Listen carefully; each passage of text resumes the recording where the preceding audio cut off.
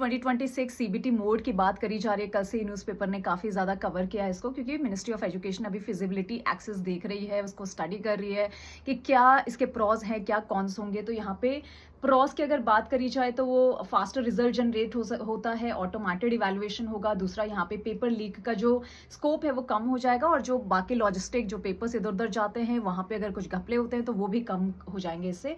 बाकी एग्जाम को multiple session में कर सकते हैं, जिससे क्राउड मैनेजमेंट ईजिली हो जाएगा, सारा जो मतलब चेकिंग वगैरह है वो सारी ईजिली हो सकती है।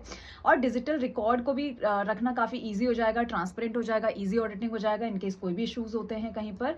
लेकिन इसके ड्रॉबैक्स भी है, क्योंकि बहुत सारे ऐसे स्टूडेंट्स होंगे जो कि इस सिस्टम से बहुत ज़्यादा वेल वर्स नहीं है, या उनके पास बहुत अवेलेबिलिटी नहीं है इन सब सिस्टम पे प्रैक्टिस करने की।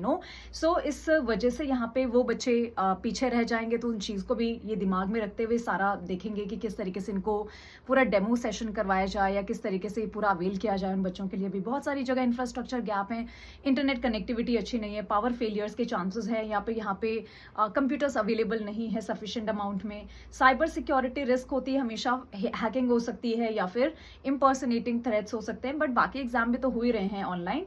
उसके अलावा सेशन फेयरनेस में इश्यूज आ सकते हैं। ये सारे के सारे डिसएडवांटेज हैं कि मल्टीपल शिफ्ट में होगा तो स्टैंडर्डाइजेशन किस तरीके से पेपर का होगा, वो सारे इश्यूज हैं। एडजस्टमेंट फेज, जैसे कि student and administration would need time, training and practice to adapt. तो ये ऐसी बहुत ज्यादा इंपॉर्टेंट चीज है। तो इन सब चीज को ध्यान में रखते हुए अभी पूरी स्टडी विगरसली चल रही है, तो हो सकता है कि सीबीटी मोड में हो जाए NEET 2026। So what do you say कि ये होना चाहिए या नहीं होना चाहिए।